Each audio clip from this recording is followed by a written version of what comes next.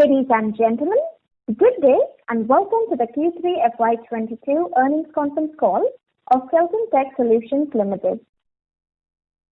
As a reminder, all participant lines will be in the listen-only mode, and there will be an opportunity for you to ask questions after the presentation concludes. Should you need assistance during the conference call, please signal an operator by pressing star then 0 on your touchtone phone. Please note that this conference is being recorded. I would like to thank you all for participating in the company's earnings call for the third quarter of the financial year 2022. Before we begin, I would like to mention a short cautionary statement. Some of the statements made in today's conference call may be forward-looking in nature, and such forward-looking statements are subject to risks and uncertainties which could cause actual results to differ from those anticipated. Such statements are based on management's beliefs as well as assumptions made from the information currently available to the management. Audiences are cautioned not to place any undue reliance on these forward-looking statements in making any investment decisions. The purpose of today's earnings call is purely to educate and bring awareness about the company's fundamental business and a financial quarter under review. Now, I would like to introduce you to the management participating with us in today's earnings call. We have with us Mr. Niranjan Chintan, Chairman and Whole-Time Director, Mr. Karanjit Singh, Chief Executive Officer, India, and Mr. Srinivas Kotluri, Chief Executive Officer, US. I now hand the conference over to Mr. Niranjan Chintan. Thank you, and over to you, sir. Thank you, Margaret. Good evening or good morning, wherever you are. Want to welcome all of you for our Q3 earnings results and call. Just want to give you a few highlights of the quarter on the numbers first, and then we'll talk about the qualitative part of our Q3 performance. First, the financial results. We have achieved close to 219 or 220 crores of revenue this quarter. This is in comparison to last quarter, a 5.2% growth, and comparison to year-on-year growth of 11.1%. EBITDA, while there is a slight dip in EBITDA, this is primarily due to aggressive hiring that we've been doing, building up our employee base for the next level of growth. As you have heard, the previous quarters, we have added close to 20 clients, and in order to support those clients, we had to staff up, and that's the reason why there's a slight dip in EBITDA numbers. EBITDA, while there was a slight dip, the profitability when it comes to the PAT, there was an increase of 2.1% on quarter-on-quarter growth. So the margins, because of the aggressive hiring, the EBITDA numbers are again a slightly dip. Whereas when it comes to the EPS, almost the same as last quarter. The number of customers that we have acquired, the new customers and new logos this quarter is around 6. I will let Srini and Karanjit give you some little bit qualitative ones as we go on with the qualitative part of it once I'm done with the numbers. On the EPS, for the 9 months, we are at 5.29, which is slightly higher than the previous year 9 months. Revenue also is about 633 crores compared to 531 crores for the previous year's 9 months. The EBITDA numbers and the PAT numbers, are almost in line with what it was for the previous 9 months or last year's 9 months. And that will continue to be, looked at, and we are expecting that to the end of the year, numbers will be much better than what it is for this quarter. Also, I have made some statements related to restructuring the organization, and we have completed the restructure of the organization, and starting January 1, we are going with what we call a mission of One Kellton. I will ask Karanjit to briefly talk about what this One Kellton is meant for in a few minutes. But primarily, the reason for the restructuring was, we hired an external consultant to look at our structure, our strategy in detail, he has done almost a 9-month analysis of how we are structured, interacting with both our customers as well as our employees, and has proposed certain changes. And he has made an observation that because of structural limitations, we are limited in the growth. And that's the reason why, we restructured the organization. And from January 1, like I said earlier, we are working as one Kellton. Karanjit, can you please briefly talk about what the one Kellton is and what it means to us? Yes. Thank you, Niranjan. And hello, everybody. As Niranjan said, we have a growth advisor who advised us, and we've been in discussions for a few months now. And we've been planning the change to how better organize ourselves over the last 6 months. It has been through thorough discussions. And the idea was to bring better alignment and bring all the capabilities that exist within Kellton and amplify it in our go-to-market strategy as well as value to our customers. This change became effective beginning of this year on 1st January. And it has been very well received internally by all our employees. Everybody now understands it very well, is aligned with the change that we are going through. And in fact, a lot of employees are very excited about the new possibilities. We have also, since January, we have been operating in the new mode and have gone to our customers and have been able to talk about it. And our customers also see the benefits of this and how they can derive more value. Because one of the big things about one Kellton is to take all the pockets of excellence and better align ourselves and take this whole capabilities to the market and for our customers to derive that value. And this has been very well received. And we've had, it also means there's a different thought process, a different way of operating and engaging, both internally and externally.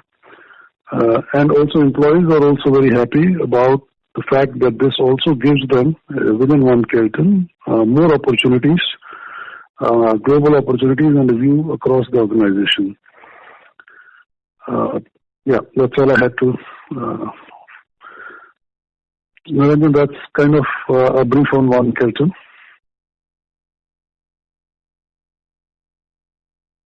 Thank you. Should we open the floor for Q&A session?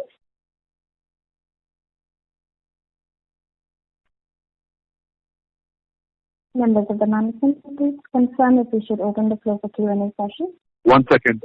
Margaret, hold on for 2 more minutes. Sure. Thank you, Karanjit. We will be happy to answer any questions related to one Kellton as we go on with the calls and the questions and answer session.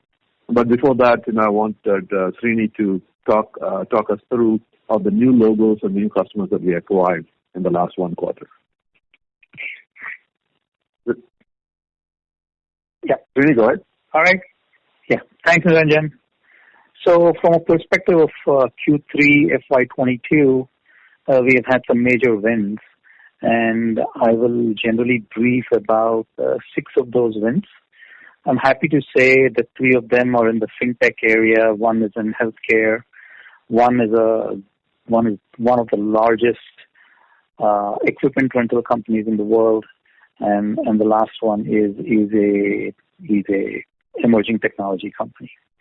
From a perspective of fintech, we have been selected as a preferred technology partner by one of the leading fintech companies in the U.S. And what we are doing for them is we are enabling advanced digital identity verification in line with the Web3 framework or the Web3 ethos.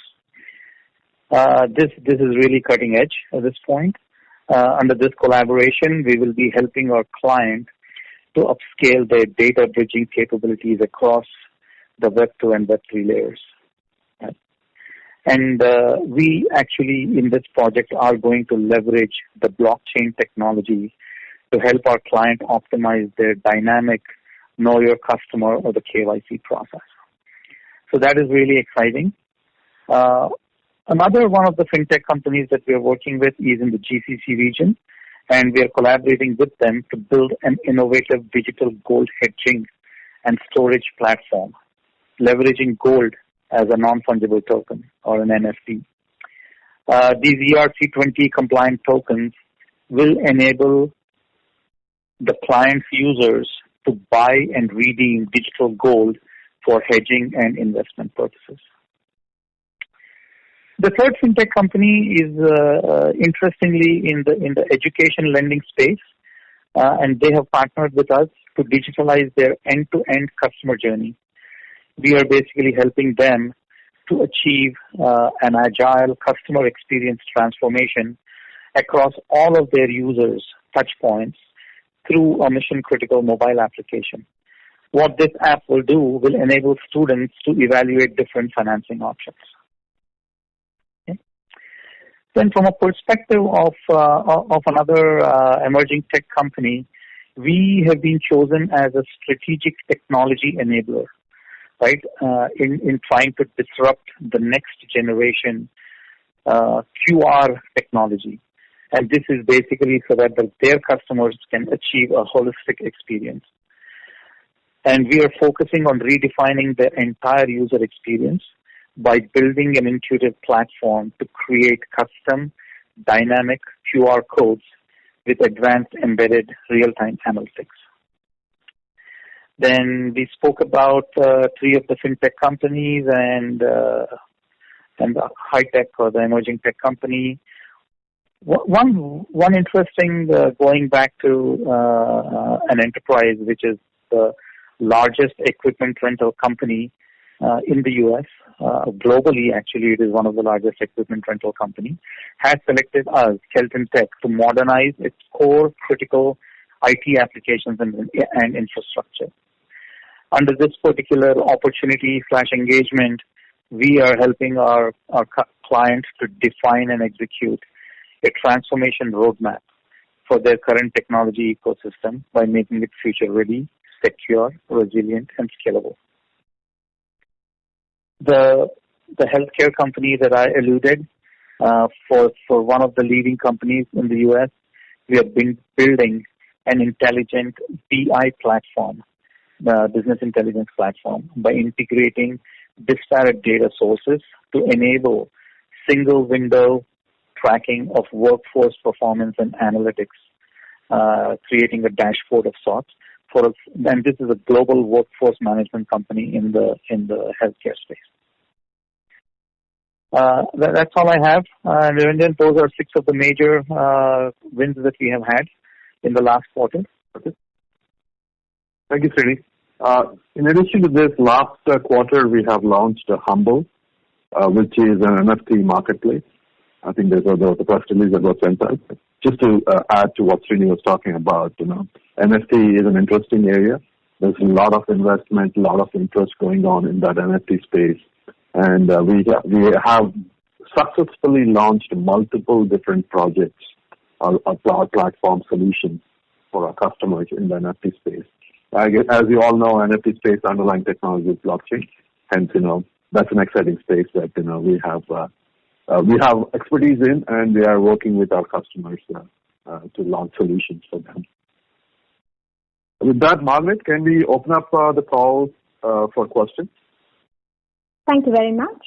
We will now begin the question and answer session. Anyone who wishes to ask a question may press star and 1 on the touchtone telephone. If you wish to remove yourself from the question queue, you may press star and 2. Participants are requested to use handsets while asking a question. Anyone who would like to ask a question, please press star and 1 at this time. Ladies and gentlemen, we will wait for a moment while the question queue assembles.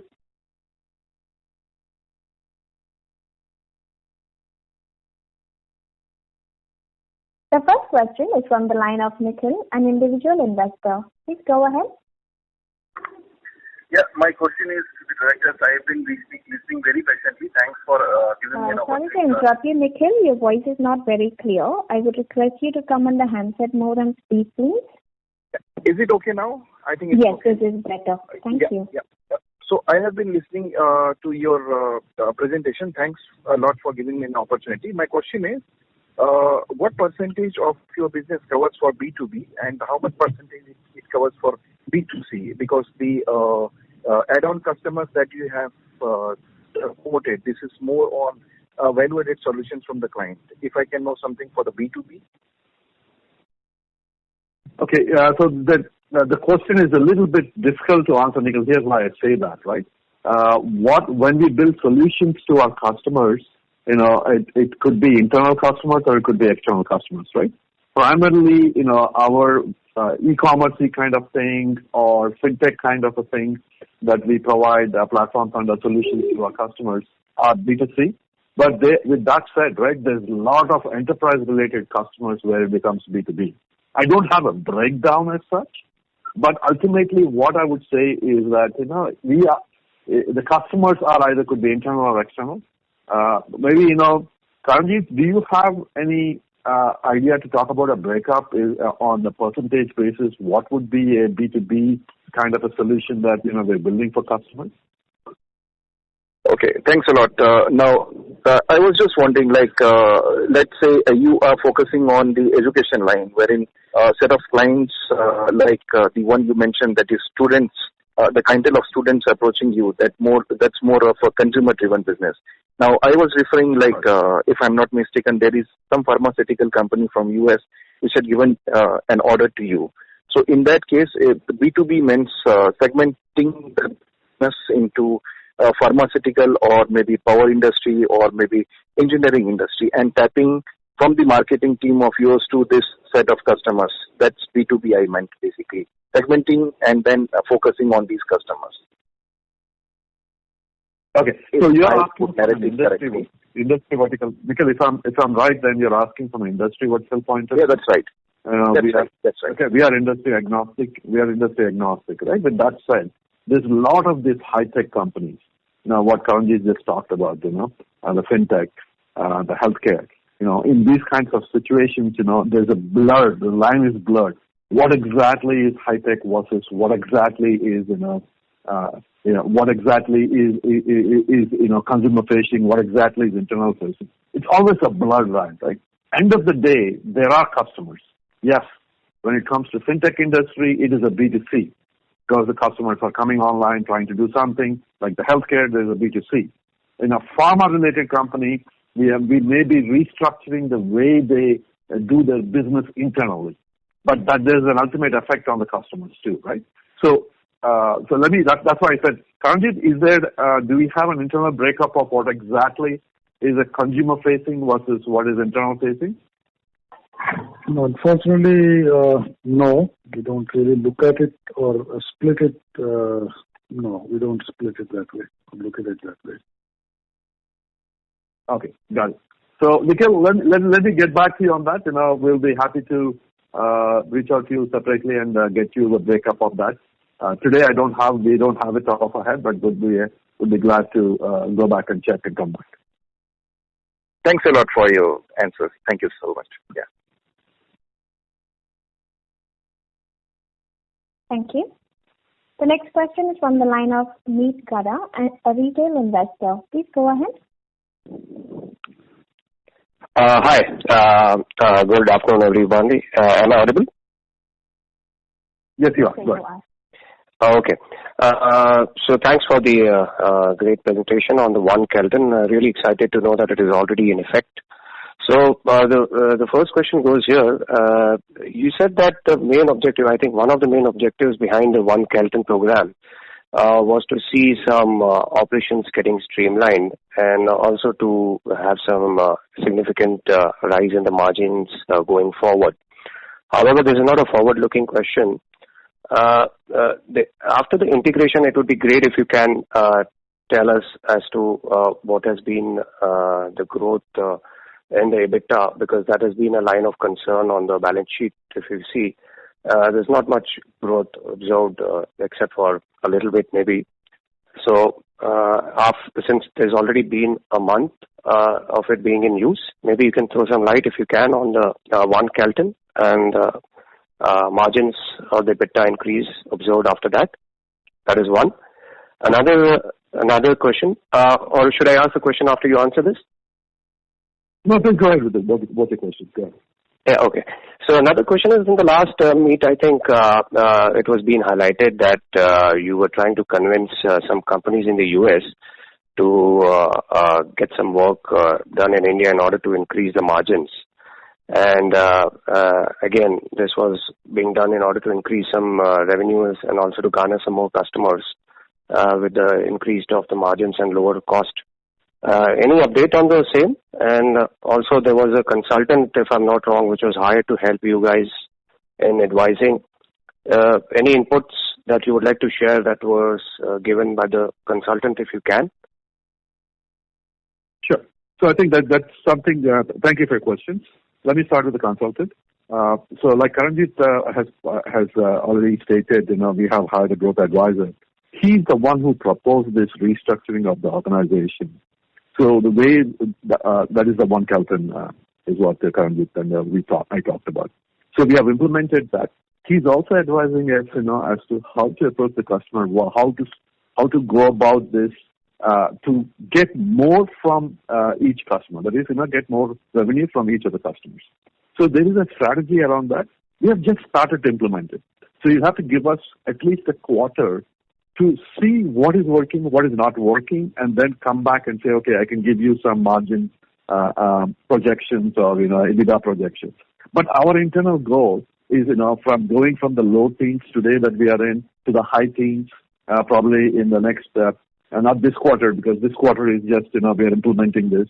There may not be significant change for this quarter, but starting from next quarter is when we believe that the margins and per customer revenue is going to increase. So first quarter is implementation will be probably a little better than where we are today, but next quarter is when we start seeing all this, all the implementations, leveraging all the different things that we are doing today to get more. But with that said, right, so we are hiring aggressively. I want to make sure that, that also is a factor into this, when we come to the margins. We have plans to hire about 500 people over the next 1 year. And as I stated earlier, when we hire people, it takes close to 5 to 6 months before we start seeing revenue coming from that particular individual. So that takes some gestation time too. So when we are on this growth trajectory, the margins are going to increase, but not as much as what we want to. But our target is to get to the high teens when it comes to the EBITDA numbers and get to 10 to 11% when it comes to the bottom line numbers. So those would be the targets that we are trying to achieve in the near term. And then the long term, we will come back to you probably in a couple of quarters based on how our implementation of One Kellton goes, and then we can tell you, hey, what would be the long-term strategy of the EBITDA and the bottom line. But the near-term goal, again, I'm repeating, is to be in the high teens when it comes to the EBITDA and get to the 10 to 11% bottom line numbers. All right. So also in the debt, the company, as you had already said before, was constantly trying to reduce the debt every quarter and every year. But this quarter there's a sudden increase in the financing cost, 17%. Would you like to throw some light on that? And the other expenses, does that have the consultant cost included in it, or is it something else? Okay. So the debt is almost in line with what we had last quarter. It's not like, it has gone up significantly. So just to give you an idea, right, just the total debt is around 95. The cost of finance has probably gone up because the working capital is a fluctuation, in that particular quarter and what is happening there. But, there is also what happens is, there are renewals that happen and every quarter because we have limits that are set, yearly all over the world, right? Different quarters, different renewals